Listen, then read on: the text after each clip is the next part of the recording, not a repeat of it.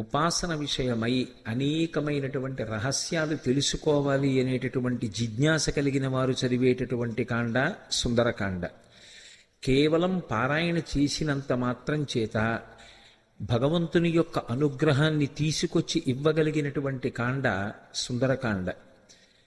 అసలు జాతకంలో మృత్యువు తరువుకొచ్చేస్తుంటే, ఏదో ప్రమాదం జరిగి అపమృత్యువు ఏర్పడవలసినటువంటి పరిస్థితిలో కూడా సుందరకాండ పారాయణ చేసిన, సుందరకాండ చదువుకున్న, సుందరకాండ విన్న తప్పకుండా అంత గొప్ప మృత్యువు కూడా తొలగిపోతుంది అనేటటువంటిది అనేక సందర్భాల్లో నిరూపణం చేసినటువంటి కాండ సుందరకాండ.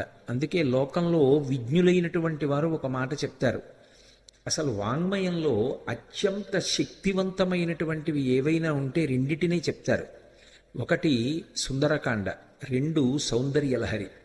ఈ రెండిటి తర్వాతే ఏదైనా ఉంటుందేమో కానీ ఈ రెండిటికన్నా కూడా ఇంకా శక్తివంతమైనటువంటిది చదివినంత మాత్రం చేత, విన్నంత మాత్రం చేత ఎనలేని ప్రయోజనాన్ని చేకూర్చగలిగినటువంటి శక్తి కలిగినటువంటిది వేరొకటి ఉంటుంది అని అభిజ్ఞులైనటువంటి వారు ప్రతిపాదన చెయ్యలేదు. అంత శక్తివంతమైనటువంటి వాంగ్మయంతో, అటువంటి శ్లోకాలతో, మంత్రపూరితమైనటువంటి బీజాక్షరములతో కూడుకున్నటువంటి కాండ సుందరకాండ. పరమసుందరులైనటువంటి సీతారాముల్ని గుండెల్లో పెట్టుకుని తన సౌందర్యాన్ని అభివ్యక్తం చేసినటువంటి మహాసుందరుడిగా, హనుమ ఒక యోగి పుంగవుడిగా, ఆత్మదర్శనం చేసినటువంటి మహాపురుషుడిగా, ఒక వ్యక్తి జీవన ప్రస్థానంలో సంసారాన్ని తరించి చిట్ట చివర పరబ్రహ్మ దర్శనానికి ఉపాసనలో అంతర్ముఖ ప్రయాణం ఎలా చేయాలనేటటువంటి మార్గానికి సోపానాలు పరిచిన కాండ కాబట్టి సుందరకాండ అని పేరు పెట్టారు. రామకథ చెప్పినా, సుందరకాండ చెప్పినా, సీతమ్మ గురించి చెప్పినా, ప్రత్యేకించి సుందరకాండ జరుగుతున్నప్పుడు హనుమ వచ్చి తీరుతారు. ఎందుకు వస్తారంటే, రామాయణంలో ఉత్తరకాండలో ఒక విషయం ఉంది. రామచంద్రమూర్తి అవతార పరిసమాప్తి చేస్తూ హనుమని అడిగారు, హనుమ నువ్వు కూడా నాతో వచ్చేస్తావా అని అడిగారు. అక్కర్లేదు, మీ నామము మీ కథ ఎంతకాలం ఉంటుందో అంతకాలము నేను ఈ భూమి మీద ఉంటానన్నారు. అంత శక్తివంతమైనటువంటి సుందరకాండ యొక్క ప్రారంభం ఎక్కడ అంటే, నిజానికి మొదటి శ్లోకం తతో రావణనీతాయా అయినా దానికన్నా నేపథ్యం కిష్కింధకాండ చివరిలో పడింది. ఎందుచేత అంటే కిష్కింధకాండ చివరికి వచ్చేటప్పటికి అందరూ శోక సముద్రంలో ఉన్నారు. ఎదురుగుండా సముద్రం, అందరి గుండెల్లో శోక సముద్రం. ఎందుచేత, ఎప్పుడో తప్పిపోయింది సీతమ్మ, జాడ తెలియదు. రాముడు ఏడుస్తున్నాడు, అన్న ఏడుస్తున్నాడు, లక్ష్మణుడు ఏడుస్తున్నాడు, భరతుడు అన్న కోసం ఏడుస్తున్నాడు, కౌసల్య సుమిత్ర కైకేయి బిడ్డల కోసం, రాముడి కోసం, కోడల కోసం, నందిగ్రామం వెళ్ళిపోయిన భరతుడి కోసం ఏడుస్తున్నారు. అసలు కోసల దేశ వాసులు ఎప్పుడు రాముడు వస్తాడని ఏడుస్తున్నారు. అవతల వానరులు సీతమ్మ జాడ తెలియలేదు. మాట ఇచ్చినటువంటి సుగ్రీవుడు సీతమ్మ జాడ కనిపెడతానన్నవాడు ఎలా కనిపెడతాడు? మాట దక్కించుకోగలడా? వానరులు ఏడుస్తున్నారు. సుగ్రీవుడు నా మాట నిలబడుతుందా? సీతమ్మ యొక్క జాడ కనిపెట్టి తేగలిగిన వాడు ఉన్నాడా? హనుమ కార్యం సాధించగలరన్న నమ్మకం ఉంది, కానీ అది జరిగే వరకు ఉద్విగ్నతతో ఉన్నాడు. అందరి హృదయాలు కూడా అత్యంత ఉద్విగ్నతతో కూడుకున్నటువంటి సందర్భంలో ఉన్నాయి. దక్షిణ దిక్కుకు వెళ్ళినటువంటి అంగదుడి నాయకత్వంలో వెళ్ళినటువంటి వానర సమూహంలో హనుమ సభ్యులు. కానీ ఆ వెళ్ళినటువంటి బృందం ఒక పెద్ద బిలంలో చిక్కుపడిపోయింది. ఆ చిక్కుపడిపోయినటువంటి కారణం చేత సుగ్రీవుడిచ్చినటువంటి కాలం దాటిపోయింది. సుగ్రీవుడిచ్చినటువంటి కాలం దాటిపోయింది కాబట్టి వెనక్కి వెడితే సుగ్రీవుడు చంపేస్తాడు. సుగ్రీవాజ్ఞ, ఖచ్చితంగా తిరిగి రాకపోతే శిరచ్ఛేదం చేస్తానన్నాడు. వెనక్కి వెడితే సుగ్రీవుడు చంపేస్తాడు. అందుకని వాళ్ళకి బ్రతకాలనుంది, కానీ బ్రతకడానికి మార్గం లేదు. ఇది సుందరకాండ ప్రారంభం. కష్టమన్న మాటకి చిట్ట చివరి స్థితి ఏది అంటే, బ్రతకాలని ఉన్నా ఇక బ్రతకడానికి మార్గం లేదు. అంత పెద్ద కష్టంలో ఉన్నారు. వెనక్కి వెడితే సుగ్రీవుడు చంపుతాడు, ముందుకు వెళ్ళడానికి మార్గం తెలియదు, సీతమ్మ ఎక్కడుందో జాడ తెలియదు.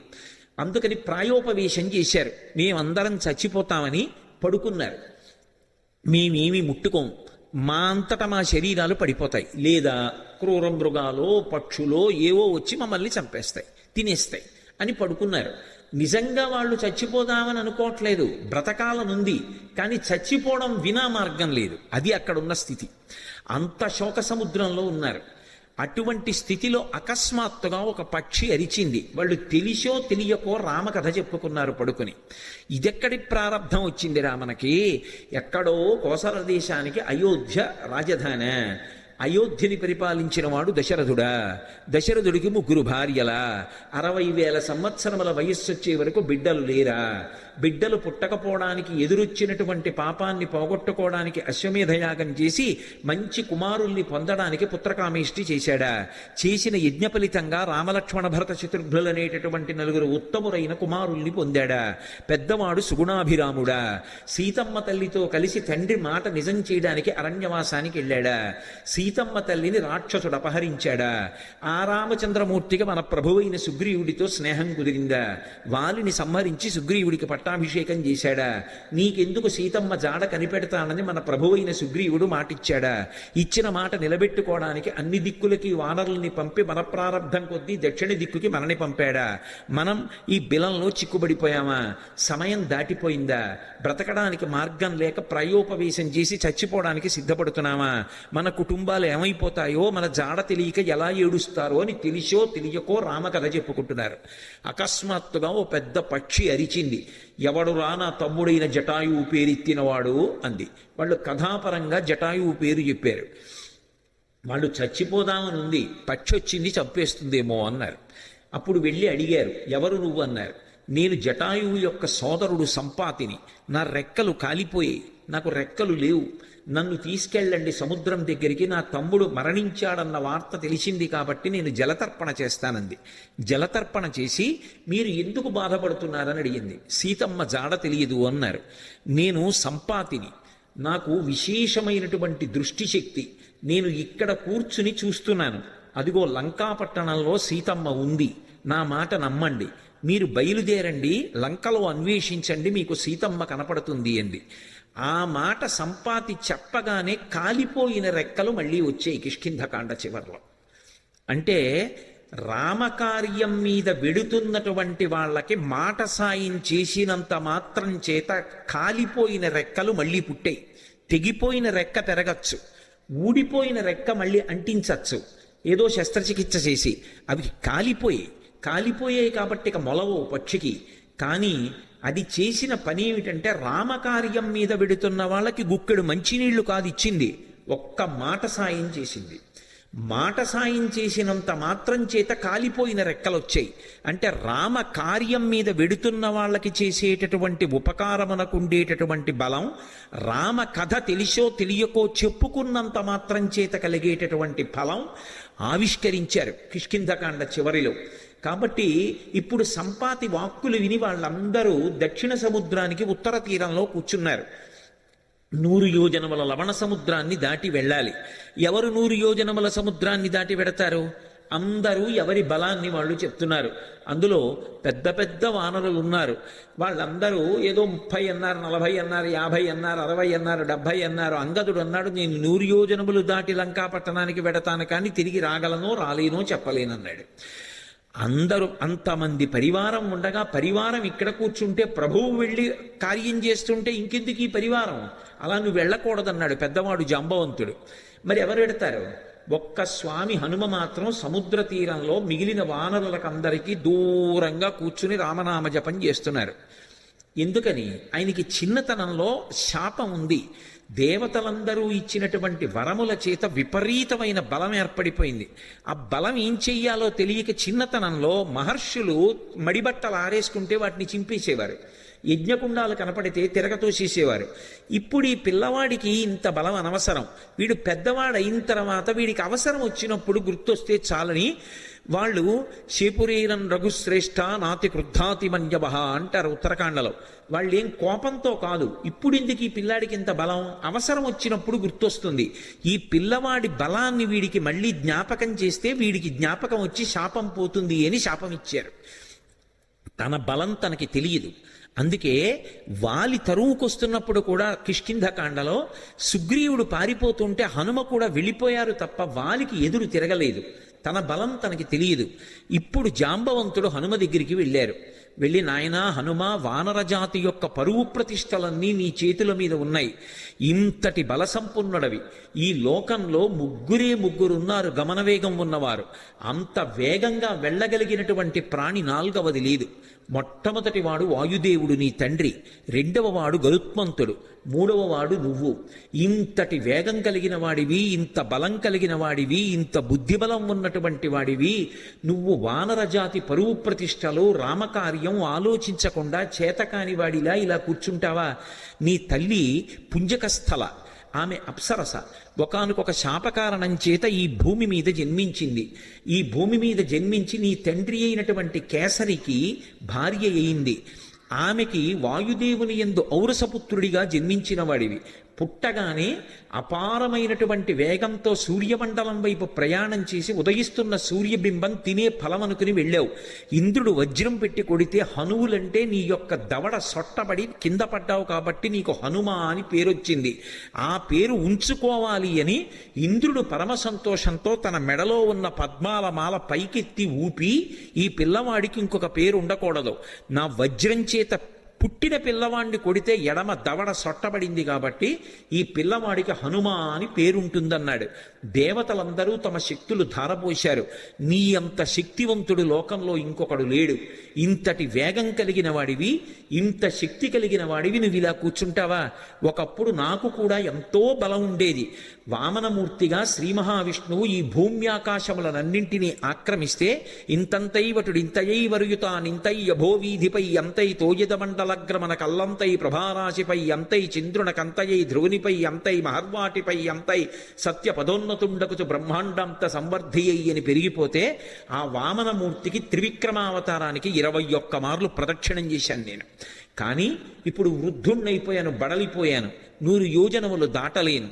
కాబట్టి పిల్లవాడివి, శక్తివంతుడవు, నువ్వు శక్తి పుంజుకొని బయలుదేరాలని జాంబవంతుడు హనుమతో మాట్లాడి ఒక మాట అన్నాడు. హనుమాన్ హరిరాజస్య సుగ్రీవస్య సమోహ్యపి రామలక్ష్మణయోశ్చాపి తేజసాచ బలీనచ. జాంబవంతుడు రామాయణంలో ఏదైనా చెప్పాడు అంటే దానికి ఒక ప్రమాణం ఉంటుంది. ఎందుకంటే సృష్టికర్త అయిన బ్రహ్మగారు ఆవలిస్తే బ్రహ్మగారి అంశతో బయటికి వచ్చినటువంటి వాడు. ఆయన అంటున్నాడు, హనుమాన్ హరిరాజస్య, ఓ హనుమ, నువ్వు వానరులకందరికీ కూడా రాజుతో సమానమైన వాడివి. పేరుకి సుగ్రీవుడు రాజు, కానీ సుగ్రీవుడి కన్నా నువ్వు ఏ విషయంలో తక్కువ కాదు. సుగ్రీవుడే కాదు, రామలక్ష్మణయోశ్చాపి తేజసాచ బలీనచ, రామలక్ష్మణులతో కూడా నువ్వు తేజస్సులో బలంలో సమానమైనటువంటి వాడివి. అటువంటి వాడివి ఇలా కూర్చుంటావా? ఉత్తిష్ట హర్షార్దూల హరిషార్దూల లంఘవస్య మహార్ణవం పరాహి సర్వభూతానాం హనుమన్యా గతిస్తవ.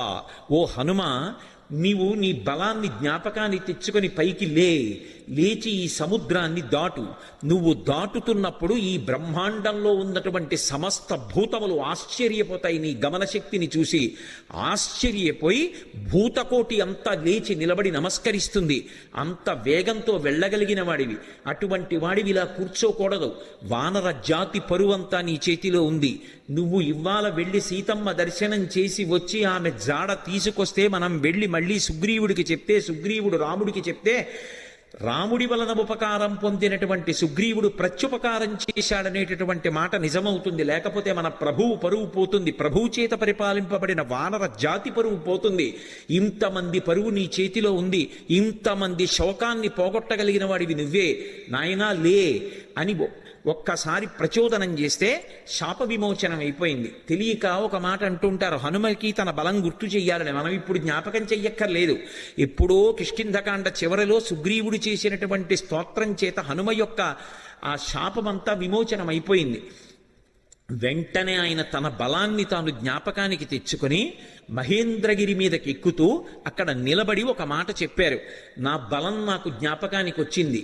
నాతో సమానంగా వెళ్ళగలిగినటువంటి వాళ్ళు ఇద్దరే. ఒకటి నా తండ్రి వాయుదేవుడు, 2 గరుత్మంతుడు. నేను ఎంత వేగంగా వెడతానంటే సూర్యుడు ఉదయాద్రి మీద ఉదయించి ప్రయాణం ప్రారంభం చేసినప్పుడు సూర్యుడితో పాటుగా ప్రయాణం ప్రారంభం చేసి సూర్యుడు మధ్యాహ్నానికి ఆకాశం మధ్యలోకి వచ్చేటప్పటికి నేను పశ్చిమాద్రికి వెళ్ళి పశ్చిమాద్రిని ముట్టుకుని మళ్ళీ తిరిగి వచ్చి మధ్యాహ్నం సూర్యబింబాన్ని కలవగలను. అంత వేగంతో వెళ్ళగలను. సముద్రం మీద నేను వెడుతున్నప్పుడు నా వేగాన్ని తట్టుకోలేక నా తొడల యొక్క వేగానికి సముద్రాన్నంతటినీ చాప చుట్టినట్టు చుట్టి నీటిని పైకెత్తి తీసుకుపోగలను. ఆకాశంలో ఉండేటటువంటి మేఘములనన్నిటినీ కూడా నా భుజముల చేత కట్టి ఈడ్చేయగలను. ఈవలి ఒడ్డున నిలబడి ఆవలి ఒడ్డుని నా చేతితో స్పృశించగలను. పర్వతములను పైకెత్తి ఆడి వాటిని చూర్ణములను చెయ్యగలను. ఈ భూమినంతటినీ చుట్టతాను. సముద్రాలన్నింటినీ కూడా కలచివేసి అవి తమ చెలియల కట్టలు దాటి ప్రవహించేలా చెయ్యగలను. అంతటి శక్తివంతుడనన్న విషయం నాకు అర్థమైంది. ఇప్పుడు నేను లంకాపట్టణానికి బయలుదేరుతున్నాను, మీరు నిశ్చింతగా ఉండండి మహేంద్రగిరి మీద నిలబడి సవేగవాన్ వేగ సమాహితాత్మ హరిప్రవీర పరవీరహంత మనస్సమాధాయ మహానుభావో జగామలంకాం మనసా మనస్వీ అని పూర్తి చేశారు మహర్షి కిష్కింధకాండ. ఆ హనుమ ఇంకా లంకాపట్టణానికి తన శరీరంతో వెళ్ళాలి.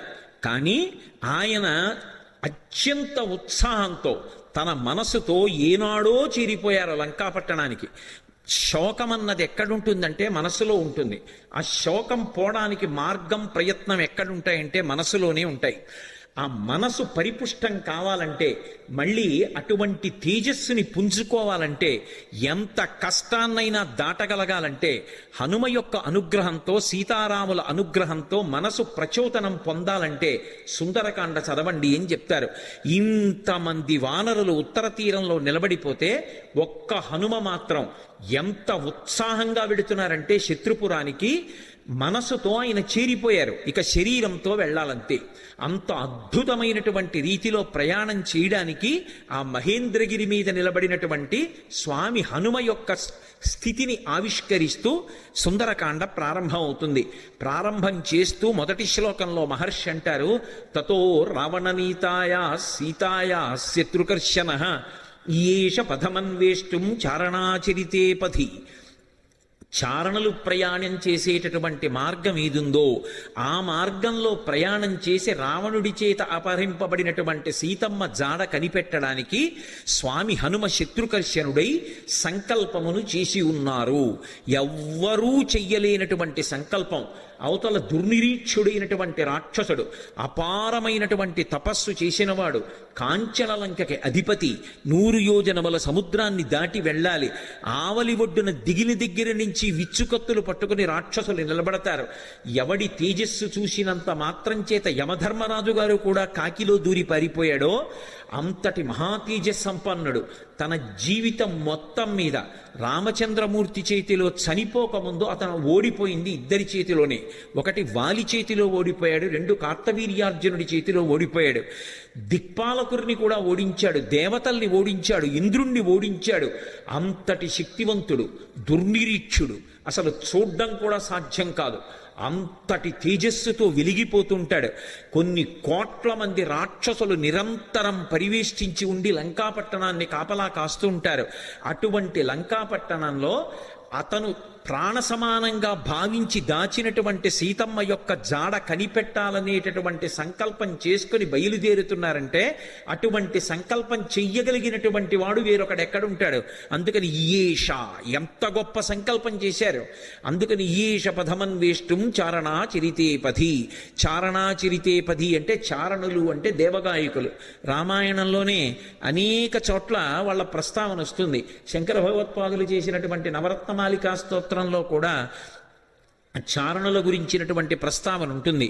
చారణులు ఎప్పుడు శుభవార్తలు చెప్తూ ఉంటారు. సుందరకాండ ప్రారంభమే శుభవార్తలు దేవతలకి చెప్పేటటువంటి చారణుల యొక్క ఒక్కసారి వాళ్ళ స్మరణతో ప్రారంభమవుతుంది. అంటే సుందరకాండ ఎవరు చదువుతున్నారో, ఎవరు వింటున్నారో వాళ్ళు శుభవార్త వింటారు అన్నది అన్యాపదేశంగా వాల్మీకి మహర్షి జాతికి ఇస్తున్నటువంటి అభయం. ఆ చారణులు దేవగాయకులు. వాళ్ళు భూమికి దగ్గరగా తిరుగుతూ ఉంటారు. వారు భూమి మీద దిగరు, ఆకాశ మార్గంలో వెడుతూ ఉంటారు. అంటే స్వామి హనుమ సముద్రం మీద కాకుండా, సముద్రానికి తగలకుండా ఆకాశ మార్గంలో వెళ్ళడానికి నిర్ణయించుకున్నారు అన్నది భావన. ఎందుచేత అంతటి శక్తివంతుడు, అంతటి గమనవేగం కలిగిన వాడు, గరుత్మంతునితో సమానమైన వాడు కాబట్టి ఆయన వెళ్ళగలరు ఆకాశంలో. అంశంలో. కాబట్టి తతో రావణనీతాయా సీతాయా శత్రుకర్షణ ఈయేష పథమన్వేష్టం చారణా చరితే పథి. అదే శ్లోకం సంసారమనేటటువంటి సముద్రాన్ని తరించడానికి ఎటువంటి ఉపాయములను అనుష్ఠిస్తారో అటువంటి ఉపాయములు హనుమ ద్వారా ఆవిష్కరింపబడిన కాండ కాబట్టి అదే శ్లోకాన్ని వేరొక రకంగా అన్వయం అయినప్పుడు హనుమ వలన మాత్రమే మళ్ళీ అందులో ఇంకొక విషయం ఆవిష్కరింపబడుతుంది. ఆయన చారణా చరితే పథి, చారణులు వెళ్ళినటువంటి మార్గంలో వెడుతున్నారు. చరణము అన్న మాట దేనికి అన్వయం అవుతుందంటే ప్రధానంగా వేదంలో ఉండేటటువంటి మంత్రభాగాలు ఉంటాయి. వేదంలో ఉండేటటువంటి మంత్రభాగాలకి సంబంధించినటువంటి విభాగాల్ని చరణములు అని పిలుస్తారు.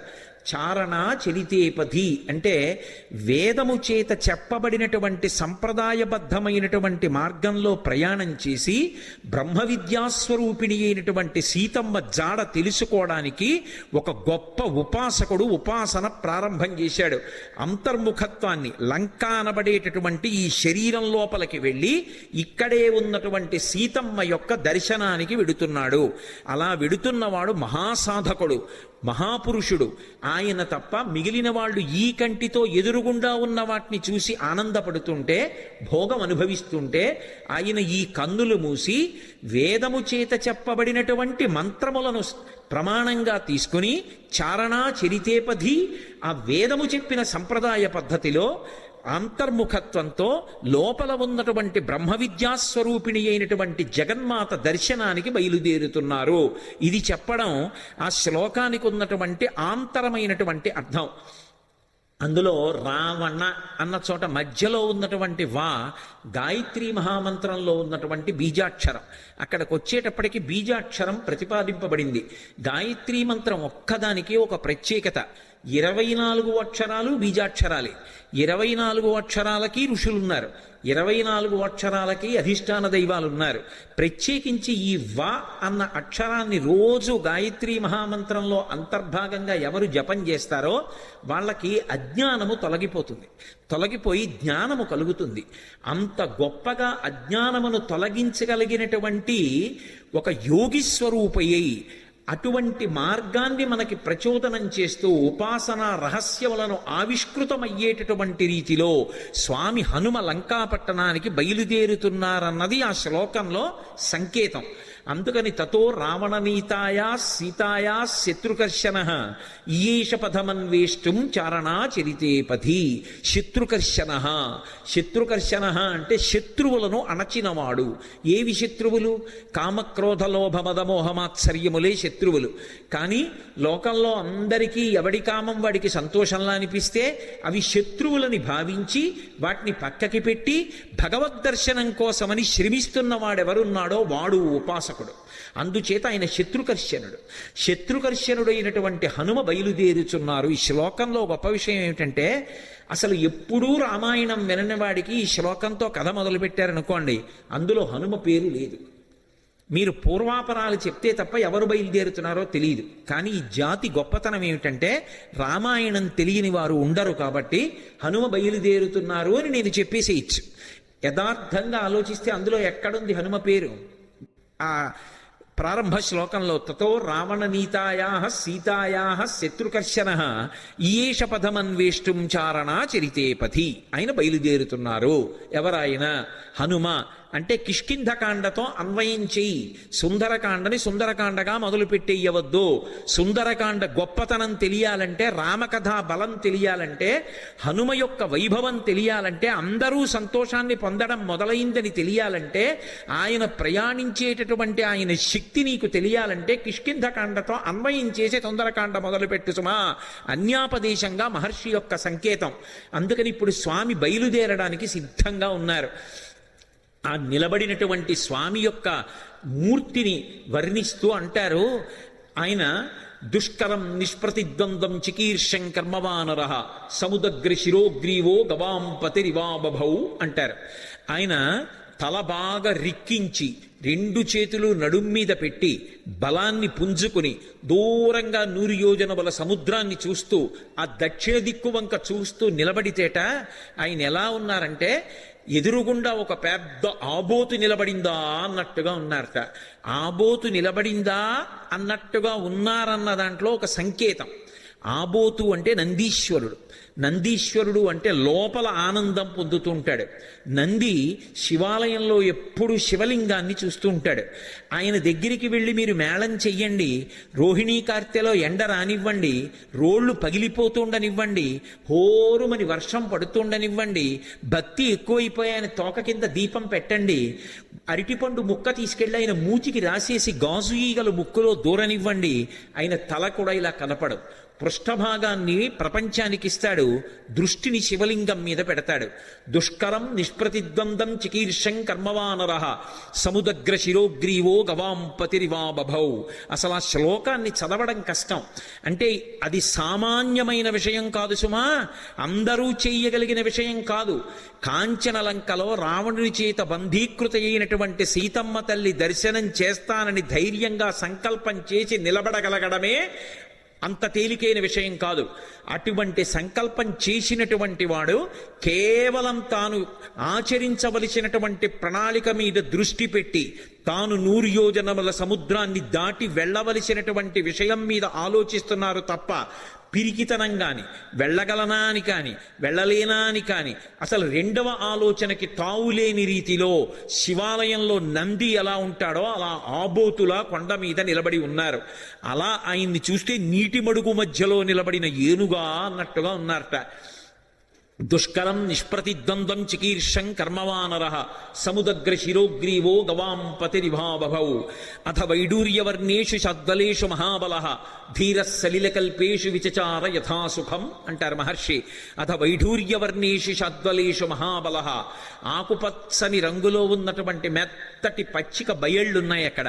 ఆ పచ్చిక బయళ్ల మీద స్వేచ్ఛగా ధీర పరమధైర్యంతో కూడుకున్నటువంటి వారై యథేచ్ఛగా దాని మీద కాసేపు అటు ఇటు నడిచారట. ఆయన నడుస్తున్నప్పుడు ఆయన గుండెలకి ఉరిపిడి పడి అనేకమైనటువంటి చెట్లు కూలిపోయాయి. ఆయన యొక్క పదఘట్టనల చేత వచ్చినటువంటి శబ్దాలకి భయపడి క్రూర మృగాలన్నీ కూడా భయంతో పెద్ద రవం చేస్తున్నాయి. ఆయన మాత్రం ధీరుడై పచ్చిగడ్డిలో అటు ఇటు తిరిగారు. అంటే లౌకికమైనటువంటి భోగములను త్రోసిరాజని శరీరం ఎంత క్లేశం పొందినా ఒకప్పుడు పాతాళలింగం దగ్గర కూర్చుని ధ్యానం చేస్తున్నటువంటి భగవాన్ రమణుల తొడల కింద తేళ్లు జెర్రిలు చేరి కరిచేస్తే నెత్తురు కారిపోయి మాంసం బయటికొచ్చి అట్టలు కట్టినా స్పృహ లేక అన్ని భోగములను విసర్జించి కటిక చీకట్లో ముళ్ళకంపల్లో భగవద్దర్శనాన్ని అపేక్షిస్తూ ధ్యానమనందు నిలబడిపోయినటువంటి భగవాన్ రమణుల యొక్క స్థితి ఎలా ఉంటుందో అలా సమస్త భోగములను త్రోసిరాజని శరీరం ఎంత క్లేశపడినా భగవద్దర్శనాభిలాషి అయి ఆ లంకాపట్టణాన్ని చేరడానికి సీతామాత దర్శనానికి ఉద్యుక్తులవుతున్నటువంటి హనుమ యొక్క ఆ తిరుగులేనటువంటి విశ్వాసమునకు ఆయన యొక్క నిర్ణయానికి ప్రతీకగా నిలబడినటువంటి ఆ బాహ్య స్థితిని ఆవిష్కరిస్తుంది శ్లోకం.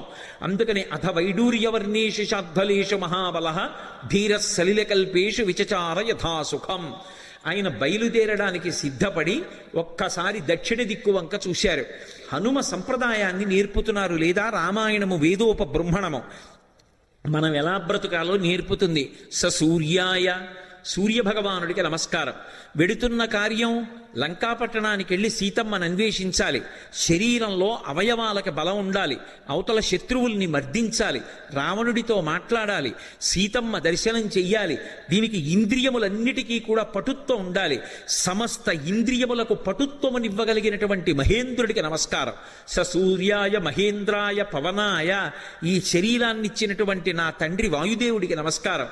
స్వయంభువే, స్వయంభువే అంటే బ్రహ్మగారిని ఒక అర్థం, లేదా రామచంద్రమూర్తికే నమస్కారం చేశారని ఒక అర్థం.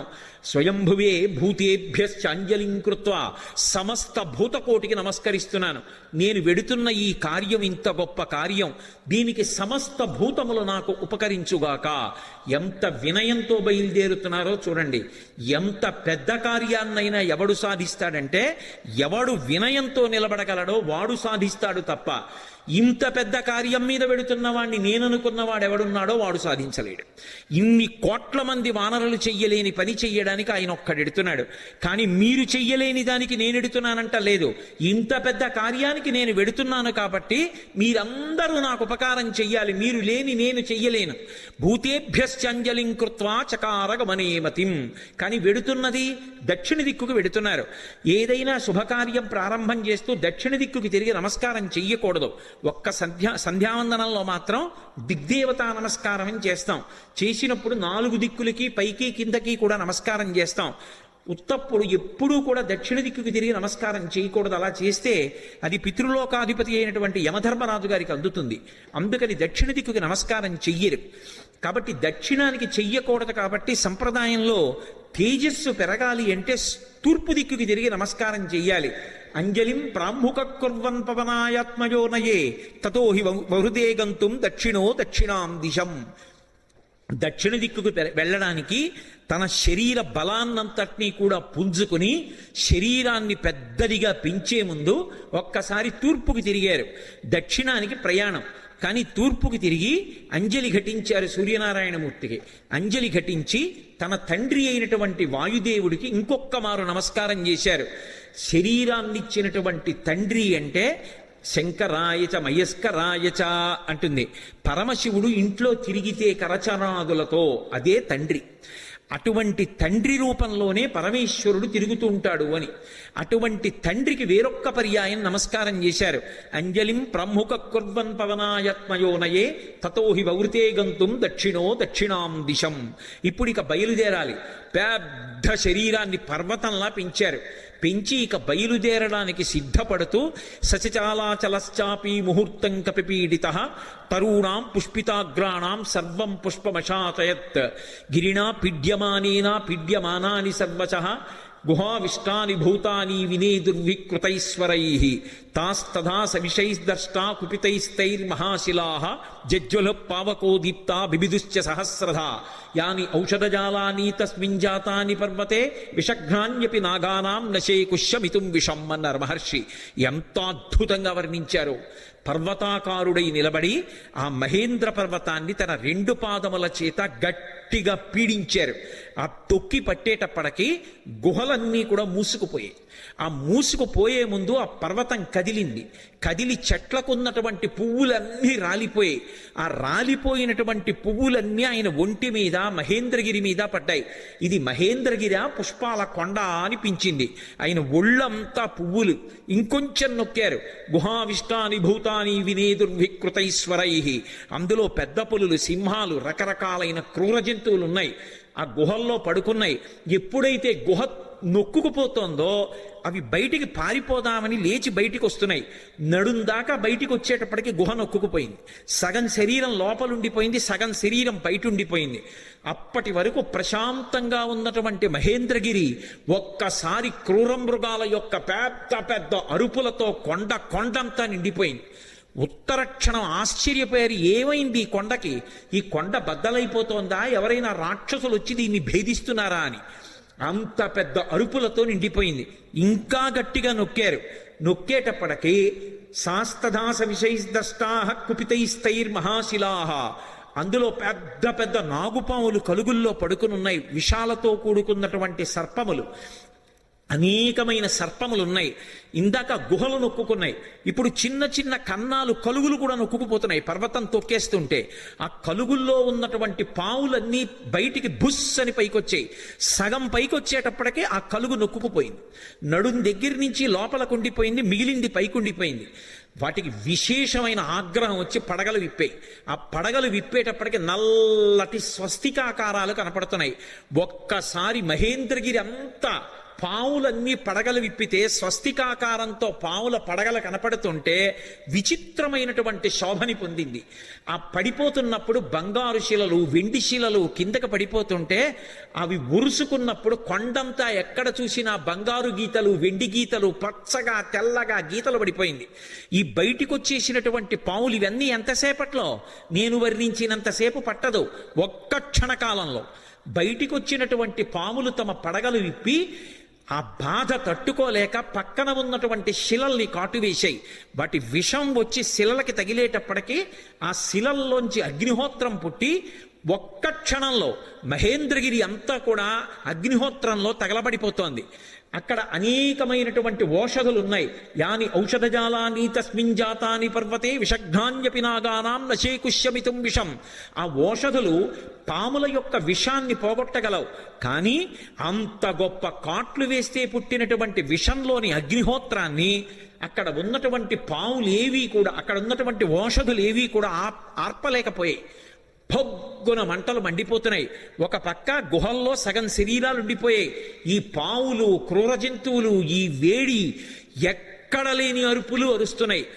అలా అరుస్తున్నటువంటి సమయంలో అక్కడ విద్యాధరులు, గంధర్వులు మొదలైనటువంటి వాళ్ళు బంగారు పాత్రలు తెచ్చుకుని అందులో మద్యం పోసుకుని మంచి మంచి మాంసాలు తెచ్చుకుని తింటూ, ఎద్దుల యొక్క తోళ్లు భూమి మీద పరుచుకుని తమ కాంతలతో కలిసి కూర్చొని మాంసం తింటూ మద్యం సేవిస్తున్నారు. అకస్మాత్తుగా కొండ కదిలిపోయింది. దర్శయంతో మహావిద్యాం విద్యాధర మహర్షయ సహితాస్తస్తురాకాశే వీక్షాంచకృష్య పర్వతం. దర్శయంతో మహావిద్యాం అంటారు మహర్షి. విద్యాధరులు, గంధర్వులు తమ యొక్క మహావిద్యని ప్రదర్శించారు. ఏమిటా మహావిద్య అంటే, కొండంతా కదిలిపోయి పావులన్నీ పైకి లేచి క్రూర మృగాలు అరిచి, చెట్లన్నీ అకస్మాత్తుగా పువ్వులు కురిసేసి పెద్ద పెద్ద అరుపులరిచి అగ్నిహోత్రం పుట్టేసింది. బంగారు పాత్రలు వదిలేశారు, మద్యం వదిలేశారు, ఆహారం వదిలేశారు, ఎద్దుల తోళ్లు వదిలేశారు. భార్యల్ని మాత్రం చంకలో పట్టుకుని అకస్మాత్తుగా ఆకాశంలోకి ఎగిరిపోయి ఆధారం లేకుండా వాళ్ళు ఆకాశంలో నిలబడ్డారు.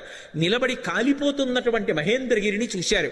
చూసి ఆశ్చర్యపోయి వీక్షాంచకృష్య పర్వతం, ఏమి ఈ కొండ బద్దలైపోతోందా, ఏమి ఎవరూ కనపట్టలేదు, ఏమైంది ఈ కొండకు, అసలు ఏం జరిగి అకస్మాత్తుగా మహేంద్రగిరి ఇలా అయిపోతోందని తెల్లబోయారు.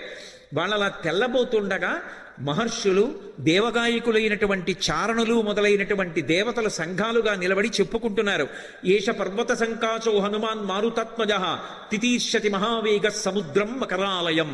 మొసళ్లతో కూడుకున్నటువంటి, రాక్షసులతో కూడుకున్నటువంటి 100 యోజనముల లవణ సముద్రాన్ని తాను దాటి వెళ్ళి వానరజాతి పరువు ప్రతిష్టలు నిలబెట్టి సీతమ్మ జాడ తెలుసుకుని రామచంద్రమూర్తికి నివేదించడానికి పర్వత శరీరుడైనటువంటి స్వామి హనుమ పరాక్రమాన్ని పుంజుకుని దీన్ని లంఘించడానికి సిద్ధపడుతున్నారు.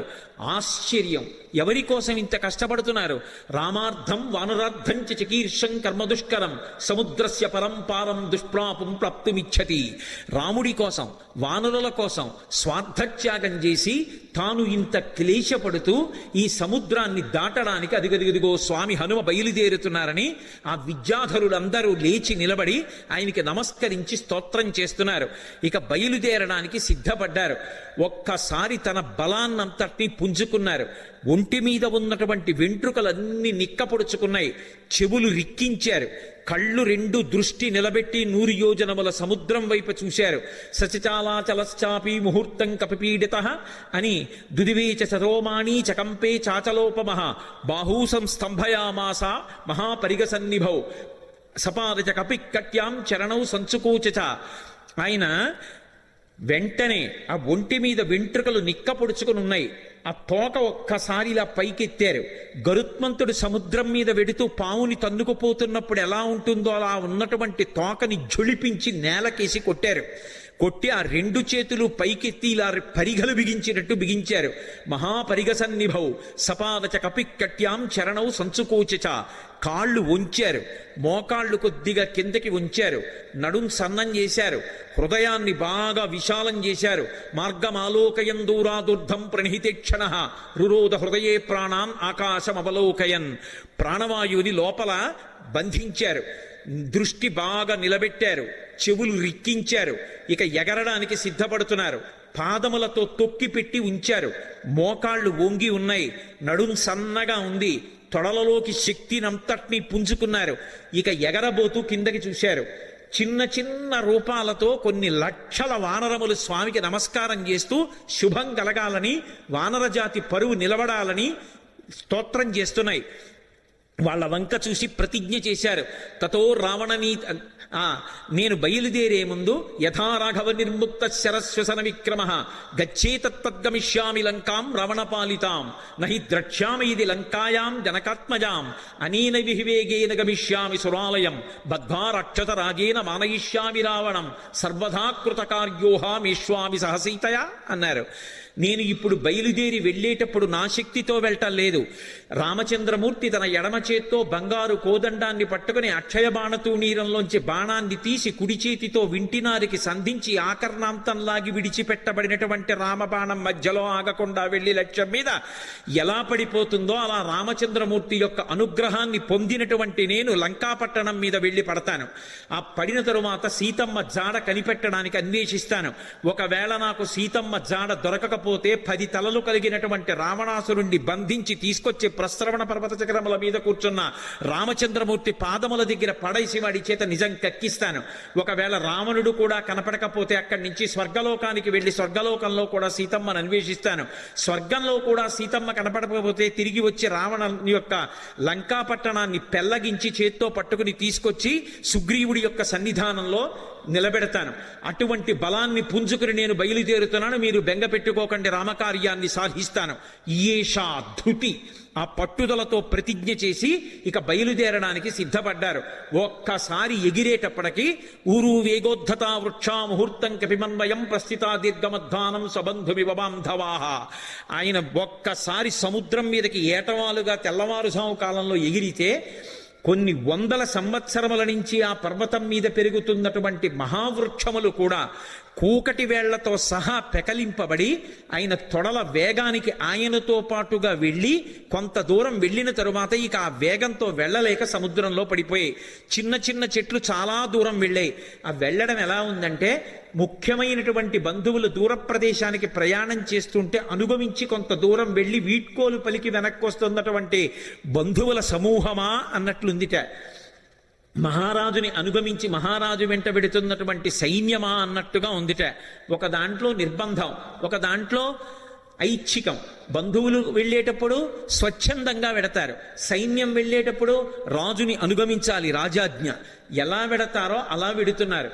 అలా వెళ్ళి ఆ చెట్లన్నీ కూడా బరువైనటువంటి చెట్లు ముందు పడిపోయాయి, తేలికైన చెట్లు చాలా దూరం హనుమతో పాటు వెళ్ళాయి. ఇన్ని చెట్లు ఏకకాలంలో పైకి లేచిపోయి ఆయనతో పాటు వెళ్ళిపోతుంటే ఈ చెట్లకున్నటువంటి పువ్వులన్నీ కూడా పడిపోతే స్వామి శరీరం నిండా ఎక్కడ చూసినా పువ్వులు, ఆకులు, మొగ్గలు అలంకృతమైపోయాయి. అలంకృతమైపోతే ఆయన ఎలా ఉన్నారంటే మెరుపులతో కూడుకున్నటువంటి మేఘం ఆకాశంలో ప్రయాణం చేస్తే ఎలా ఉంటుందో అలా ఉన్నారు. ఆ పువ్వులన్నీ కూడా సముద్రంలో పడ్డాయి. ఆ సముద్రంలో పడినప్పుడు ఆ సముద్రం అంతా పువ్వులతో కూడి నక్షత్రములతో కూడుకున్న ఆకాశం భూమి మీదకి వస్తే ఎలా ఉంటుందో సముద్రం అలా ఉంది. అంత వేగంతో ఆయన వెళ్ళిపోతున్నప్పుడు ఆ గాలి ఆయన యొక్క బాహుమూలములలోంచి అంటే సంకలలోంచి వెనక్కి వెడుతున్నప్పుడు విచిత్రమైనటువంటి రవం చేస్తోంది. యథేచ్ఛగా ఆకాశంలో వెళ్ళిపోతూ పిబన్నివ బభౌచాపి సౌర్మిమాలం మహార్ణవం పిపాసరివచాకాశం దదృశేష మహాకపి. ఆయన ఆ వెడుతున్నప్పుడు ఎలా ఉందంటే ఇలా పైకి చూస్తే మెరుపుల ముద్ద వెళ్ళిపోతున్నట్టుగా ఆకాశాన్ని ఎవరో తాగేస్తున్నారా అన్నట్టుగా ఉంది. ఆయన వెడుతున్నంతసేపు ఎంత దూరం ఆయన ప్రయాణం చేస్తే అంత దూరం సముద్రం చాప చుట్టినట్టు పైకి లేచి ఆయన శరీరం అలా వెళ్ళిపోగానే ఆయనకి తగులుతోందా అన్నట్టుగా పైకి లేచి విరిగి కెరటం పడిపోతోంది. అలా సముద్రం పైకి లేచిపోయి సంక్షోభాన్ని చెందుతోంది. పెద్ద పెద్ద చెట్లు పడిపోయాయి, కెరటాలన్నీ కదిలిపోతున్నాయి, సముద్రంలో ఉండేటటువంటి ప్రాణులన్నీ క్షోభ చెందాయి. ఒక పక్క మేఘమండలాన్ని చీల్చుకుంటూ మేఘాలలోకి వెడుతూ బయటికి వస్తూ తొంగి చూస్తూ చంద్రుడు ప్రయాణిస్తున్నాడా అన్నట్టుగా వెడుతున్నారు. ఆ వెడుతున్నప్పుడు సంధ్యాయా సమవిస్పృష్టం యథా తత్ సూర్యమండలం ముఖం నాసికయా తస్యా తామ్రయా తామ్రమా బభౌ. ముందు నుంచి చూస్తే ఎర్రటి ముఖం, పగడాల ముద్దలా ఉన్నటువంటి ఎర్రటి మూతి, వెనకాల చూస్తే గైరికాది ధాతువులతో ఉన్నటువంటి పర్వతం బద్దలైతే జేగురు రంగులో ఎలా ఉంటుందో అటువంటి పృష్ఠభాగం. ఆ తోక చూస్తే ఇలా స్తంభంలా నిలబెట్టారు. ఇంద్రధ్వజానికి పూజ చేసినప్పుడు ఇంద్రధ్వజాన్ని ఎలా నిలబెడతారో అలా నిలబెట్టారు. అప్పుడప్పుడు ఆ తోకని ఉంచి విసురుతున్నారు. అది ఎలా ఉందంటే గరుత్మంతుడు సముద్రం మీద వెడుతూ ఒక పావుని నోట కరచుకుని వెడుతున్నప్పుడు అది గింజుకుంటే ఎలా ఉంటుందో ఆ తోక తిరగడం అలా ఉంది. ఒక్కొక్కసారి ఆ తోకని ఇలా ఉంచి తల మీద పెడుతున్నారు. ఆకాశంలో ఒక పెద్ద ఇంద్రధనస్సు ఏర్పడిందా అన్నట్టుగా ఉంది.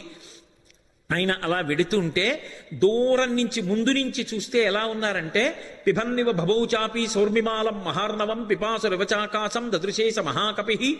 ఆ దూరం నుంచి పర్వతస్థా వివానలో ఆ రెండు కళ్ళు కూడా ఎక్కడో పర్వతంలో చీకటిగా ఉన్న చోట రెండు నెగళ్ళు వేస్తే ఆ రెండు నెగళ్ళు రెండు అగ్నిహోత్రాలు రగులుతుంటే ఇక్కడి నుంచి చూస్తే ఎలా ఉంటాయో పచ్చగా ఉన్నటువంటి ఆయన కళ్ళు అలా ఉన్నాయి. అలా వెళ్ళిపోతున్నారు. ఆ వెళ్ళిపోతున్నప్పుడు అకస్మాత్తుగా సముద్ర జలాలన్నీ కూడా ఇలా చాప చుట్టినట్టు పైకి లేచి పడిపోతుంటే ఆ సముద్రంలో ఉన్నటువంటి ప్రాణులన్నీ ఒక్కసారి కనపడ్డాయి. తిమివక్రజుషాహ కూర్మాహ దృశ్యంతే వివృతాస్తథా వస్త్రాపకర్షకేణేవ శరీరాణి శరీరిణాం అంటారు మహర్షి.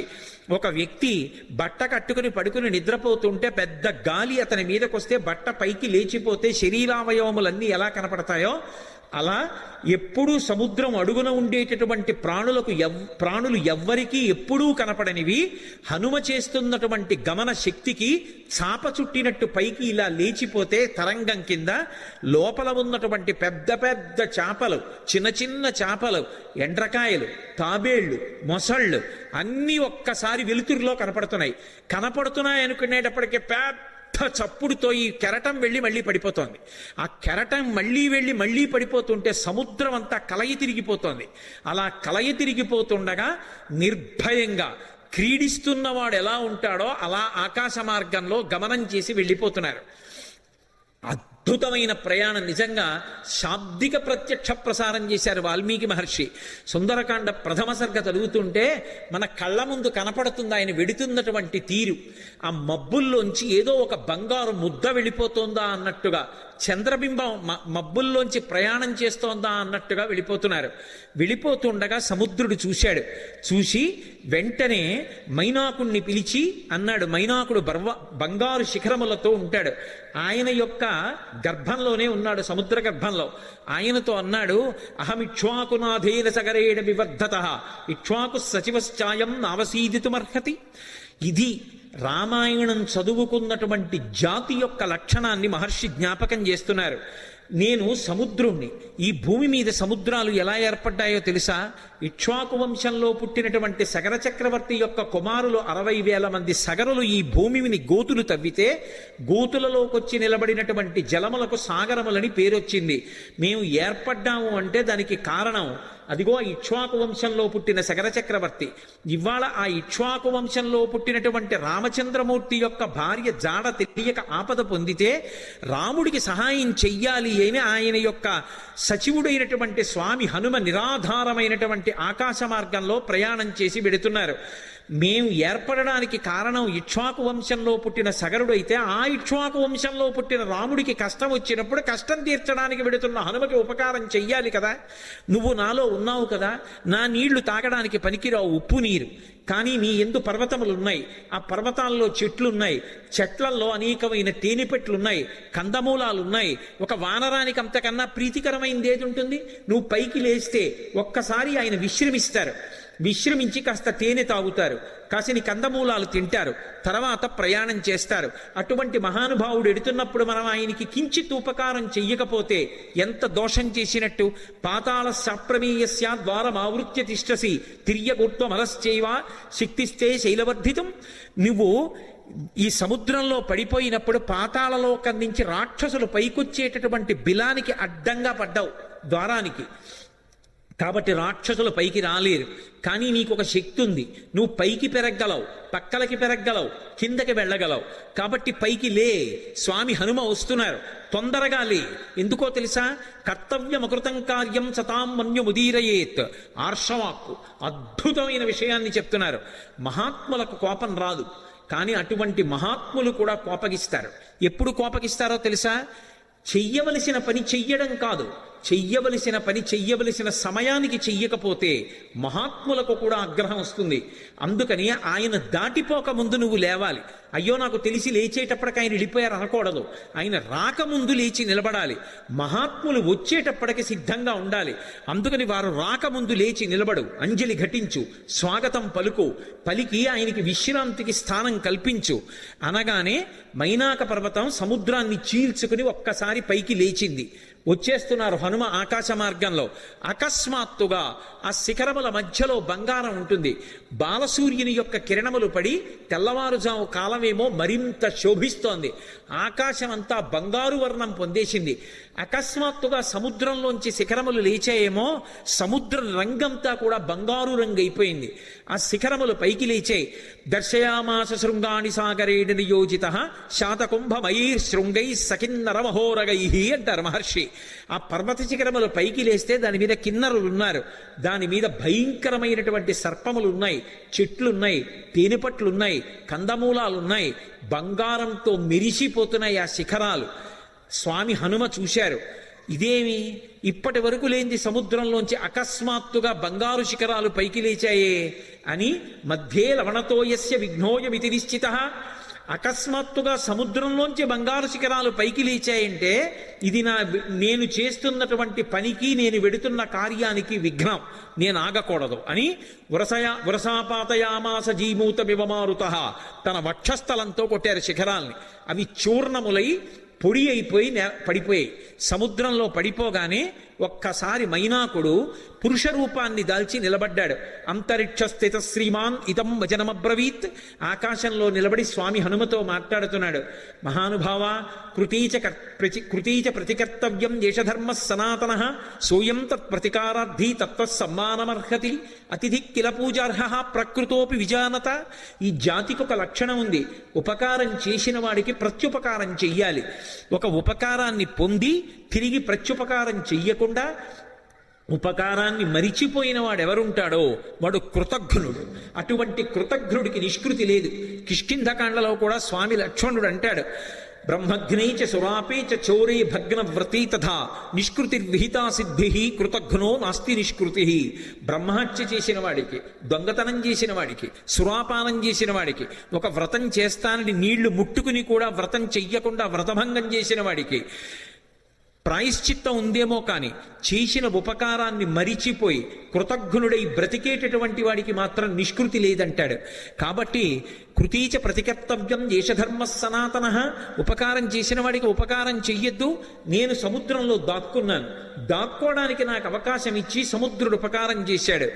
అంతేకాదు, నీ తండ్రి నాకు ఉపకారం చేశాడు. ఒకానొకప్పుడు పర్వతాలకన్నిటికీ కృతయుగంలో రెక్కలుండేవి. పర్వతములు ఎగిరి వెళ్ళి ఎక్కడ కావాలంటే అక్కడ దిగేవి. అలా దిగుతున్నప్పుడు గ్రామాలకి గ్రామాలు, మునివాటికలు నశించిపోతుండేవి. అందరూ హాహాకారాలు చేస్తే దేవేంద్రుడు తన వజ్రాయుధంతో పర్వతాలకు ఉండేటటువంటి రెక్కలు తరిగేశాడు. అలా తరిగేస్తున్నప్పుడు నా రెక్కలు కూడా తరిగేస్తాడని నేను భయపడి భయంతో రెక్కలు ఉన్నా ఎగరలేక ఉండిపోయాను. అప్పుడు నీ తండ్రి వాయుదేవుడు చూశాడు, మిత్రత్వాన్ని పాటించి అయ్యో రెక్కలున్నా ఎగరలేకపోతున్నాడని నన్ను ఎత్తి ఇంద్రుడికి కనపడకుండా తీసుకొచ్చి సముద్రంలో పడేశాడు. నేను వెళ్ళి రాక్షసుడు పైకొచ్చేటటువంటి బిలమార్గానికి అడ్డుగా పడ్డాను. ఇంద్రుడు ఓరకంట చూసి పోనీలే భయంతో కదలడు కాబట్టి బిలమార్గం మూసుకుంది, రాక్షసులు పైకి రారు, ఉభయత్రా ఉపకారం జరుగుతుందని ఊరుకున్నాడు. రెక్కలున్నా కదలలేక ఆనాటి నుంచి ఈనాటి వరకు సముద్రంలో పడున్నాను. నీ తండ్రి వాయుదేవుడు నాకు ఉపకారం చేశాడు. ఆ తండ్రికి కొడుకువి నువ్వు. ఆత్మావై పుత్రనామాసి. ఆయనకి ఉపకారం చేస్తే ఎంతో, ఆయన కొడుక్కి ఉపకారం చేస్తే అంతే. అందుకని నువ్వు వెడుతున్నప్పుడు నీకు నేను ఉపకారం చెయ్యొద్దు. అతిథి కిల పూజార్హ ప్రకృతోపి విజానత. అసలు ఒక అతిథి లభించడమే చాలా కష్టం జీవితంలో. అటువంటిది మహాప్రాజ్ఞుడు, నవవ్యాకరణ పండితుడు, స్వార్థం లేనివాడు, రామచంద్రమూర్తి యందు అపారమైన భక్తి కలిగినటువంటి నీ వంటి మహాపురుషుడు అతిథిగా లభించడం అంటే నేను పొందిన అదృష్టం.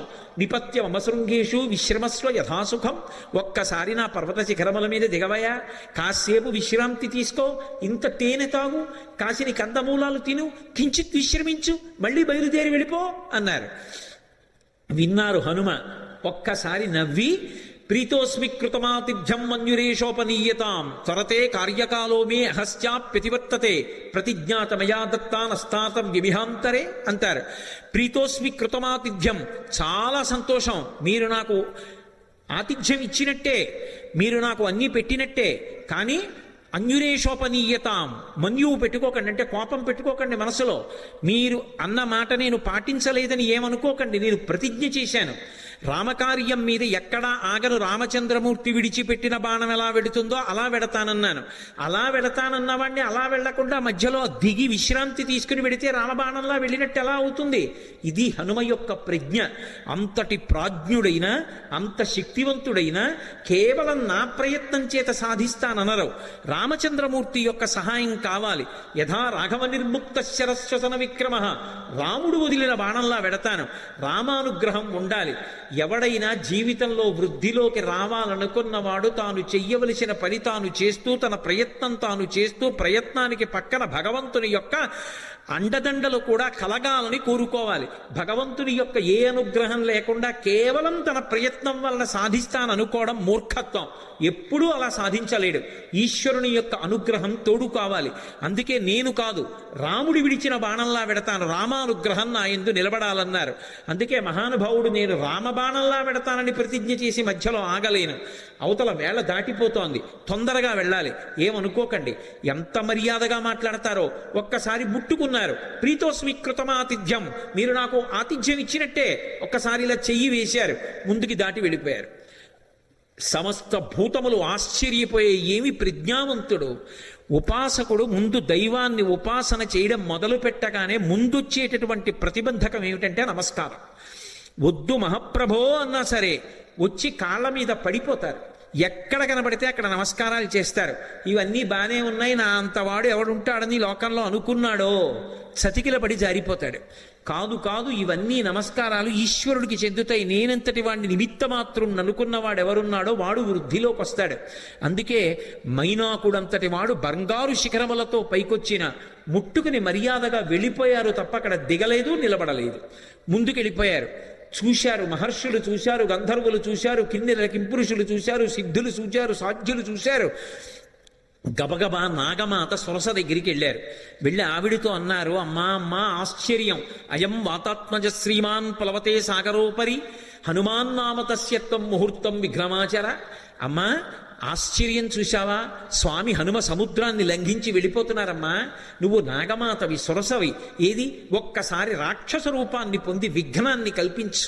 ఆయన ఏ పాటి నిలదొక్కుంటారో చూద్దాం. అమ్మ వెళ్ళిపోతున్నారమ్మా, తొందరగా విఘ్నం కల్పించు అన్నారు.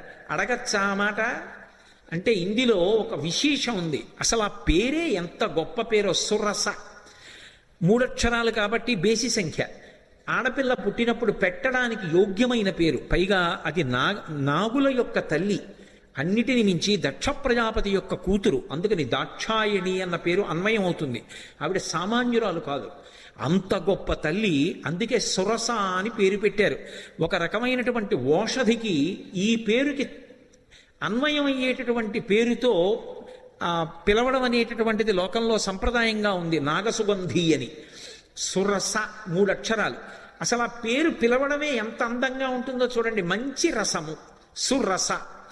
సురస ఎవరు? నాగమాత ఎవరు? ఎందుకు వచ్చింది? అసలు ఆవిడ్ని ఎందుకు తీసుకొచ్చారు దేవతలు? ఆవిడ్ని ఎందుకు తీసుకొచ్చారు సిద్ధులు, సాధ్యులు, యక్షులు, గంధర్వులు, కిన్నెరుడు, కింపురుషులు? అంటే ఈ సురస ఎవరో కాదు, కశ్యప ప్రజాపతి భార్యలలో ఒకటి అయినటువంటి కద్రువ. మీరు పూర్వం మహాభారతంలో ఆదిపర్వంలో ప్రారంభం కథ అదే. వినతా కద్రువుల కథ విని ఉంటారు. కద్రువ వినతయందు అసూయ చెందింది. అసూయ చెంది వినతతో దాస్యం చేయించుకోవడమని ఇంద్రుడి యొక్క ఉచ్చైశ్రవం అనేటటువంటి తోకకి పాము చుట్టుకునేటట్టుగా చేసింది. పాములన్నీ ఆమె పిల్లలు, అందుకే ఆమె నాగమాత. రామాయణంలో నాగమాత సురస అంటారు. ఆ కద్రువ గరుత్మంతుణ్ణి పరీక్షించింది. వినతకి కుమారుడుగా గరుత్మంతుడు వచ్చాడు, అందుకే వైనతేయుడు. ఆయన తల్లి యొక్క శాపాన్ని పోగొట్టాడు, అమృతాన్ని తీసుకొచ్చాడు. పైకి వెళ్ళి యథేచ్ఛగా, ఆయన్ని ఎవ్వరూ అడ్డుకోలేకపోయారు. దేవలోకానికి వెళ్ళి అమృతాన్ని తీసుకొచ్చినవాడు గరుత్మంతుడు. పుట్టగానే పైకి గిరినవాడు గరుత్మంతుడు. పుట్టి అమ్మకి పేరు తెచ్చినవాడు గరుత్మంతుడు. ఆయన యొక్క తేజస్సు అప్రతిహతం. ఆయన వెడుతుంటే ఆయన యొక్క రెక్కల అల్లార్పుకి ఆ కాంతికి సమస్త లోకాలు స్తంభీభూతములైపోతాయి. అలా వెడతాడు ఆయన, అలా వెడతారు హనుమ. పుట్టగానే పైకి గిరిన వారు హనుమ. గరుత్మంతుడు ఎలా అమృత భాండానికి ఎలా వెళ్ళాడో అలా వెడుతున్నారు సీతాదర్శనానికి హనుమ. అక్కడ దేవతల్ని ఓడించాడు గరుత్మంతుడు, ఇక్కడ రాక్షసుల్ని ఓడించాలి హనుమ. గరుత్మంతుడు శ్రీ మహావిష్ణువుకి వాహనం, హనుమ విష్ణుస్వరూపమైన రామచంద్రమూర్తికి వాహనం. గరుత్మంతుడు ఒక్క విష్ణువుని వహిస్తాడు, కానీ హనుమ కిమేష భగవాన్ నంది భవే సాక్షాత్ విహాగత ఏన శక్తోస్మి కైలాసే మయా సంచలితే పురా అన్నాడు సుందరకాండలో రావణాసురుడు ఒక చోట. సాక్షాత్ నందీశ్వరుడిలా కనపడతారు, అందుకని నందీశ్వరుడే శివుణ్ణి వహిస్తారు. గరుత్మంత స్వరూపంలా తాను కూడా శ్రీ మహావిష్ణువుని రామచంద్రమూర్తిని వహిస్తారు. అందుకని గరుత్మంతుడు వాహనం, హనుమ వాహనం. అందుకే ఇప్పటికే హనుమద్వాహనం అని లోకంలో వాహనాలు తిరుగుతున్నప్పుడు హనుమద్వాహనం మీద కూడా వెడతారు స్వామి. కాబట్టి వాహన రీత్యా ఇద్దరు అభిన్నులు, తల్లికి కీర్తి తేవడంలో అభిన్నులు, తల్లికి కలిగినటువంటి ఇబ్బందిని తొలగించడంలో అభిన్నులు. ఇక్కడ సీతమ్మ తల్లి తల్లితో సమానం.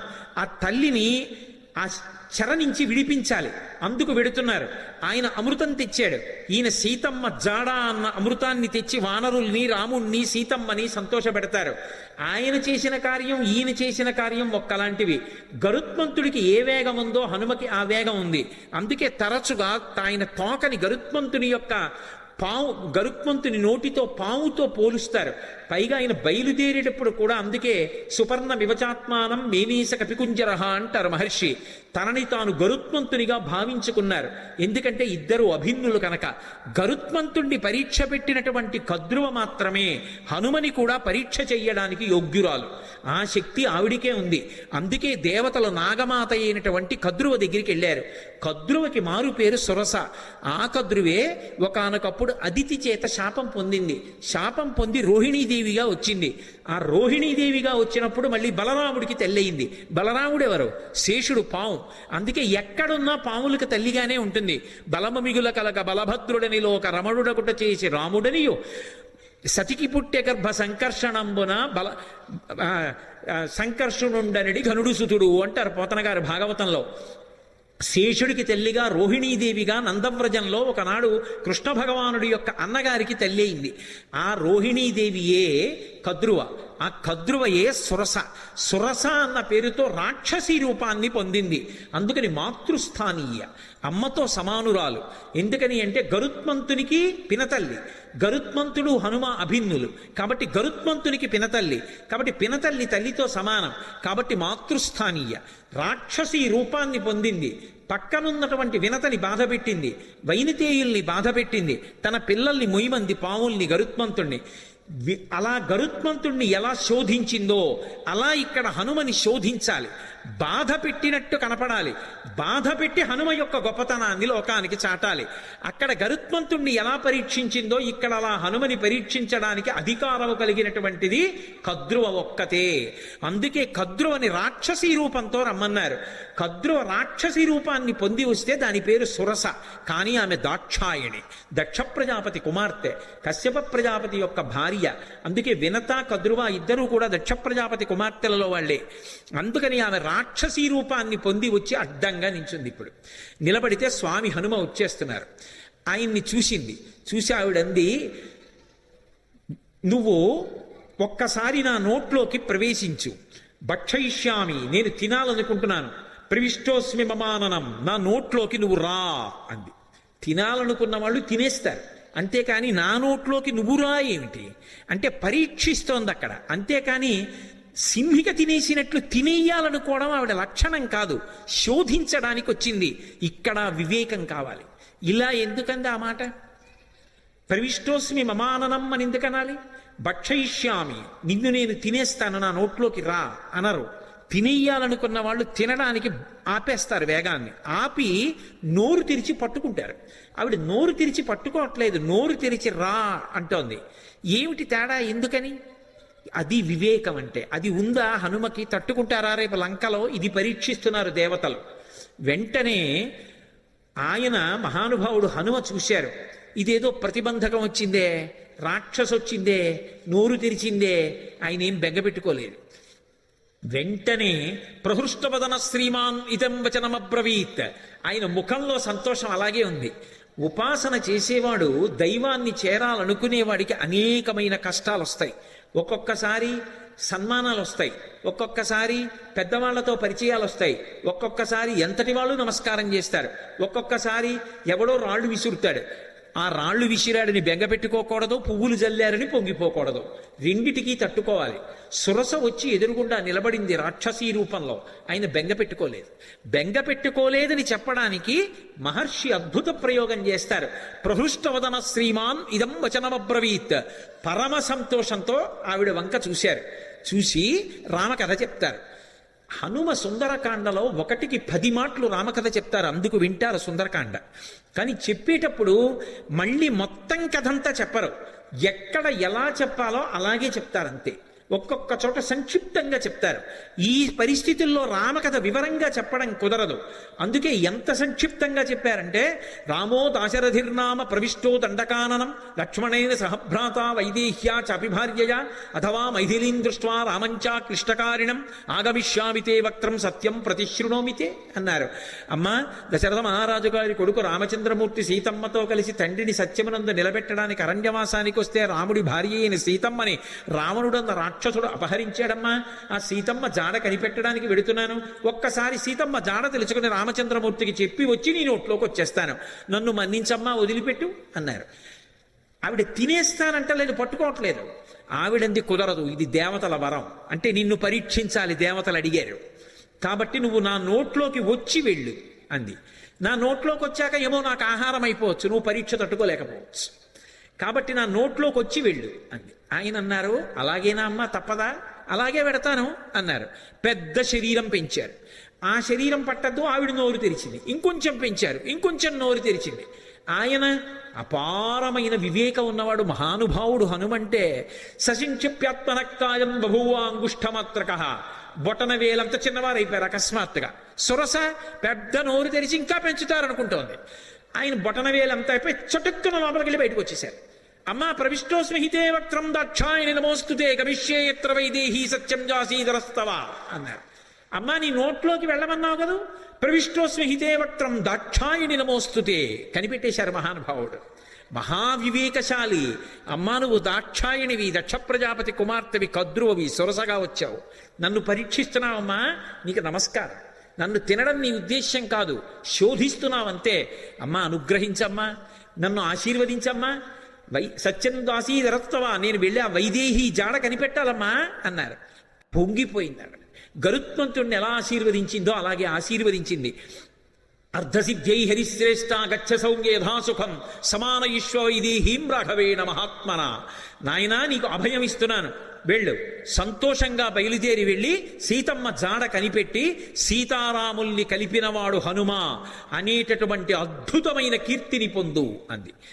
సుందరకాండకున్న గొప్పతనం ఏమిటో తెలుసా? అక్కడ మైనాకుడు పైకొచ్చాడు. ఆయన ఏమి హనుమ ఆతిథ్యం పుచ్చుకోలేదు. పుచ్చుకోకుండా ఇలా ముట్టుకుని వెళ్ళిపోయారు. వెళ్ళిపోగానే పైకి తేలి ఉన్నాడు కదూ, ఇంద్రుడు వచ్చాడు. ఇంద్రుడు రాగానే తన రెక్కలు తరిగేస్తాడనుకున్నాడు మైనాకుడు. ఆయన అన్నాడు, వచ్చి చూసి, హిరణ్యనాభ శైలేంద్ర పరితిష్టోస్మితే భృజం అభయంతే ప్రయచ్ఛామి తిష్ట సౌమ్య యథాసుఖం అన్నాడు. ఓ మైనాకుడా, నాకు తెలుసు నువ్వు సముద్రంలో ఉన్నావని, ఎప్పుడో అప్పుడు పైకొస్తావు, నీ రెక్కలు తరిగేద్దాం అనుకున్నాను, కానీ రామకార్యం మీద వెడుతున్న హనుమకి ఆతిథ్యం ఇవ్వడానికి నీ రెక్కలు తెగిపోయినా పర్వాలేదని పైకొచ్చావు. ఇవ్వాల నీకు అభయం ఇస్తున్నాను, నీ రెక్కలు తరగను, నువ్వు అలాగే సంతోషంగా కూర్చో, నీ జోలికి రానని వెళ్ళిపోయాడు. మీరు గమనించండి, రామకార్యం మీద వెడుతున్న వాడికి మాట సాయం చేస్తే సంపాతికి కాలిపోయిన రెక్కలు వచ్చాయి. రామకార్యం మీద వెడుతున్న వాడికి గుక్కెడు మంచినీళ్లు ఇవ్వలేదు, తాగలేదు. తాగమని అడిగినందుకుగాను ఉత్తర క్షణంలో ఉన్న రెక్కలు నిలబడ్డాయి భద్రంగా. రామ కథకి సుందరకాండకి ఉండేటటువంటి శక్తిని చెప్పకుండా చెప్తారు మహర్షి. ఇక్కడికి వచ్చేటప్పటికి సురసని దాటి ముందుకెళ్ళిపోతున్నారు. సురస అంటే ఎవరో కాదు, సంసారమే సురస. సంసారాన్ని దాటడం కాదు సుందరకాండ తత్వంగా చెప్పినప్పుడు. సంసారంలోకి ప్రవేశించనంటే కుదరదు. సంసారంలో ప్రవేశించకుండా నేను ఏదో అలా ఉండిపోతానండి అంటే అకస్మాత్తుగా కామము ధర్మమును విడిచి కాటు వేసిందా జారి కింద పడిపోతాడు. కామమునకు అర్థమునకు ధర్మం ఇచ్చి ధర్మము చేత కట్టు వెయ్యాలి. కట్టువేసి సంసారమునందుండి సంసారమునకు అంటుకోకుండా సంసారాన్ని పరిశీలించి సంసారమునకు నమస్కరించి సంసారము యొక్క అనుగ్రహంతో వైరాగ్యాన్ని పొంది కొబ్బరి పెంకు కట్టుకున్న కొబ్బరి కురిడి అయిపోయిన తర్వాత విడిపోయినట్టు సంసారము నుండి విడివడాలి. అలా విడివడేటటువంటి ప్రజ్ఞ ఏది ఉందో అది సంసారములోకి వెళ్ళి పైకి రావడం, ఆ ప్రజ్ఞని ఆవిష్కరించడం, సురస నోట్లోకి వెళ్ళి పైకి రావడం. కాబట్టి మహానుభావుడు మనకి మార్గాన్ని నేర్పి ఇది కదా సుందరకాండని పేరు పెట్టడానికి మహర్షి ఎంచుకున్నటువంటి అన్వయ క్రమం. లోపలికి వెళ్ళి పైకొచ్చారు, సురస ఆశీర్వచనం పొందారు, మరికొంచెం ముందుకెళ్ళారు. వెళ్ళేటప్పటికీ అకస్మాత్తుగా ఆయన యొక్క గమనం కుంటుపడిపోయింది. ముందుకు వెళ్ళలేకపోతున్నాను, నన్ను ఏదో మహాభూతం ఆపేసింది, నా గమనం కుంటుపడిపోయింది, నా శక్తి క్షీణించిపోయింది, ఎందువలన అని చూశారు. చూసేటప్పటికీ వక్త్రం ప్రసారయామాస పాతాళాంతర సన్నిభౌ, ఒక పెద్ద ప్రాణి ఒకటి నీళ్లల్లో పడుకుని ఉంది. అది దానికి ఒక లక్షణం ఉంది. ప్లవమానంతు తం దృష్ట్వా సింహికా నామరక్షసి మనసా చింతయామాస ప్రవృద్ధా కామరూపిణి. ఇది మీరు జాగ్రత్తగా గమనించాలి. కిష్కింధకాండలో దక్షిణ దిక్కు కెడుతున్నప్పుడు వానరులందరినీ పిలిచాడు సుగ్రీవుడు. ఆయన్ని వాలి వెంట తరిమినప్పుడు భూమండలం అంతా తిరిగాడు. అందుకని ఆయనకి తెలుసు ఎక్కడే ఉందో. అన్ని దిక్కులకి వెళ్ళిన వాళ్ళకి చెప్పాడు. తూర్పు దిక్కు కెడితే ఏముంటుందో చెప్పాడు, ఉత్తరాన్ని చెప్పాడు, పశ్చిమం చెప్పాడు, దక్షిణం చెప్తూ మిగిలిన దిక్కులలో సముద్ర గర్భంలో రాక్షసులు ఉంటారు పురుషస్వరూపంతో. దక్షిణ దిక్కున ఉండేటటువంటి సముద్రంలో రాక్షసి ఉంటుంది, స్త్రీ. ఆమె పేరు అంగారిక అని చెప్పాడు. అంగారిక అన్న మాటకు అర్థం ఏమిటో తెలుసా? అంగములను శోషింపచేయగలిగినటువంటి విద్యుత్ సంబంధమైనటువంటి అగ్నిస్వరూపం. అందుకే సింహస్వరూపంగా ఉంటుంది. సింహిక స్త్రీవాచకం. అది పడుకునుంది, దానికి ఒక శక్తి ఉంది. అది చూసిందనుకోండి, ఆ చూసిన శక్తి చేత ఆపేస్తుంది, అవతల వాళ్ళ యొక్క శక్తి తనకి లాగేస్తుంది. అంత గొప్ప శక్తి సింహికది. అది లాగేసింది హనుమ యొక్క శక్తిని. ఆయన శక్తి కుంటుపడిపోయింది, ముందుకు వెళ్ళలేకపోయారు. ఆగిపోయి కిందకి చూశారు. ఏమి ఆపింది నన్ను అని చూశారు. ఒక్కసారి ఊర్ధమూల మనశ్చైవా వీక్షమాణస్తతకపి దదృశీస మహత్సత్వా ఉద్దితం లవణాంభసి తదృష్ట్వా చింతయామాస మారుతిం వికృతానినం కపిరాజేన కదితం సత్వమద్భుత దర్శనం. ఓసారి కిందకి చూశారు, పైకి చూశారు, పక్కలకి చూశారు, నీటిలోకి చూశారు. పెద్ద నోటితోటి మహాప్రాణి ఒకటి పడుకునుంది. గమనించారు. ఓ, దీని గురించే సుగ్రీవుడు బయలుదేరే ముందు చెప్పాడు. ఒక మహాప్రాణి దక్షిణ సముద్రంలో కనపడుతుందని చెప్పాడు. అది పైన వెడుతున్న వాణ్ణి కూడా దూరం నుంచి చూసి కూడా వాడి శక్తిని లాగుతుందని చెప్పారు. ఇదేనమాట. దీన్ని ఉపేక్షించకూడదు. ఇది చంపే లక్షణం ఉన్నది. సురస చంపదు, ప్రవేశించి బయటికి వెళ్ళొచ్చు, అనుగ్రహించడానికి వస్తుంది. సంసారం చంపేయడానికి రాదు. సంసారాన్ని సక్రమంగా వినియోగించుకోగలిగిన వాడు ధర్మం చేత అర్ధకామములను ముడివేసి చక్కటి వైరాగ్యాన్ని పొంది వానప్రస్థుగా మిగిలిపోయి ఈశ్వరుడికి దగ్గరవుతాడు. సంసారాన్ని ఉపయోగించుకోలేని వాడు సంసారం పెట్టిన పరీక్షకి లొంగలేక ఇది నేననుకుని బరువు పెంచుకుని సంసారమునందు మగ్నుడైపోతాడు. తట్టుకోగలిగిన వాడు సంసారంలోకి వెళ్ళి కామాన్ని అర్థాన్ని ధర్మంతో ముడిచి తరిస్తాడు. అందుకని అది పరీక్షిస్తుంది, అది అనుగ్రహిస్తుంది. అందుకు నమస్కరించారు. సింహిక అనుగ్రహించదు, చంపేస్తుంది. అందుకని దీన్ని విడిచిపెట్టకూడదనుకున్నారు. వక్త్రం ప్రసారయామాస పాతాళాంతర సన్నిభం సంక్షిప్య ముహురాత్మానం నిష్పపాత మహాబల. ఒక్కసారి శరీరం పెంచారు. మళ్ళీ సురస పెంచినట్టే సింహిక కూడా పెద్ద నోరు తెరిచింది. చూశారు. ఒక్కసారి మళ్ళీ చిన్న రూపాన్ని పొంది లోపలికి వెళ్ళిపోయారు. సమస్త భూతములు భయపడ్డాయి, అమ్మోది మింగేస్తుందని. వెళ్ళిపోయి సింహకి యొక్క మర్మావయవములు ఎక్కడ ఉన్నాయో చూశారు. మర్మస్థానములు, ప్రాణములు దేని మీద ఆధారపడి ఉంటాయో వాటిని మర్మస్థానములు అంటారు. అటువంటి మర్మస్థానములను చూశారు. ఆ గుండె, ఊపిరితిత్తులు అటువంటి వాటిని తుంచేశారు. తుంచేసి చటుక్కన పైకొచ్చారు. ఆ ప్రాణి నీటి మీద తేలిపోయింది, మరణించింది. చాలా సంతోషం అనుకున్నారు. పైనుంచి దేవతలు, గంధర్వులు, మహర్షులు అందరూ పుష్పవృష్టి కురిపించారు. ఆ సింహికా రూపం చెనకగలదా? అందుకే అది ఆయన చేత సంహరింపబడింది. సంహరించే వాటిని, ప్రమాదములు తెచ్చే వాటిని కూడా నిలబెట్టగలిగిన ప్రజ్ఞ కలిగినటువంటి మహాపురుషులు ఈ దేశంలో ఉన్నారనడానికి రామాయణం ప్రబల సాక్ష్యం. వెంటనే సింహికా సంహారం చేశారు, ముందుకెళ్ళిపోయారు. తతస్సలంబ సగిరే సమృద్ధే విచిత్రకూటే నిపపాతకూటే. లంబ పర్వతము అనబడేటటువంటి పర్వతం, ఆ పర్వతం మీద దిగారు. దాని నిండా సెలయేళ్ళు, అనేకమైనటువంటి చెట్లు. ఒక్కసారి దిగి తన ఒంటి వంక చూసుకున్నారు. ఓహో, రామానుగ్రహం ఉండాలి, కానీ ఇటువంటి నూర్లు ఎన్నైనా దాటుతానన్నారు.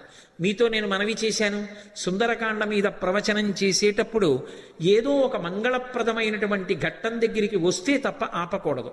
మిగిలినవి నేను సమయం చూసుకుని ఆపగలను, కానీ సుందరకాండ ప్రవచనం అలా చేయడానికి వీల్లేదు. సుందరకాండ ప్రవచనం చేస్తే మంగళప్రదమైన ఘట్టం దగ్గర ఆపాలి. అందుకే స్వామి 100 యోజనముల సముద్రాన్ని దాటి ఆవలి ఒడ్డుకి దక్షిణ తీరాన్ని చేరి లంబపర్వతం మీద దిగి సంతోషంగా ఉన్నారు. లంకాపట్టణాన్నంతటినీ చూస్తున్నారు. మొదటి రోజు ఆయన చేసినటువంటి కార్యము సఫలీకృతమైంది అన్న శుభవార్త దగ్గర ఇవాల్టి ప్రవచనాన్ని పూర్తి చేస్తున్నాను.